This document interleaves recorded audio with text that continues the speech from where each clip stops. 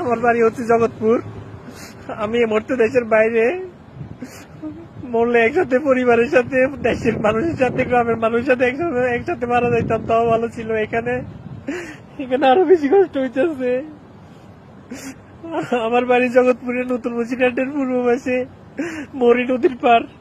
মৌরি নদীর পারে জগৎপুর গ্রাম, পুরা গ্রামটা পানির নিচে তলায় গেছে।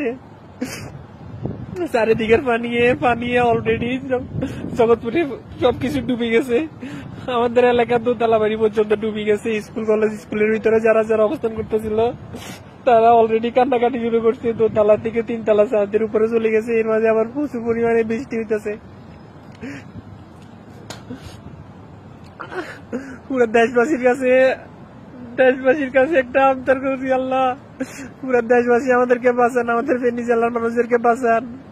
সারা দেশে শুধু 64টা জেলার ভিতরে 3টা জেলার ভিতরে শুধু বন্যা হইতেছে। আল্লাহ আল্লাহ সারা বাংলাদেশের মানুষগুলা ফেনীর দিকে আসেন, ফেনী, নোয়াখালী, কুমিল্লার দিকে আসেন। অবস্থা খুবই খারাপ। প্রত্যেক চোখের সামনে একটা একটা করে লাশ হবো, একটা একটা করে পানিতে পাশে দিব। কারণে যে কেউ ধরে রাখবো, কারে কে বাঁচাইবো আল্লাহ জানে, এক আল্লাহ জানে। ছোট ছোট বাচ্চা আছে আমাদের বাড়িতে, প্রায় 150-200 লোকের মতো মানুষ। 2টা ঘরের ভিতরে, দোতলা 1-2টা ঘরের ভিতরে আছে। সবাই অবস্থা খারাপ। অলরেডি 1 তলায় পানি উঠে গেছে, এখন 2 তলা অবস্থান করতেছে। সেখানে নাকি পানি উঠে যাওয়ার কারোর সাথে কোনো যোগাযোগ পাই না, হঠাৎ যোগাযোগ পাই।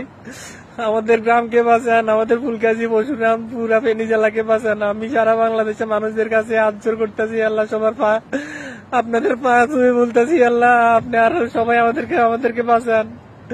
আমরা বাইরের দেশে পড়ে আছি, আমরা না পারতেছি পরিবারের সাথে থাকতে, না পারতেছি কাউকে হেল্প করতে।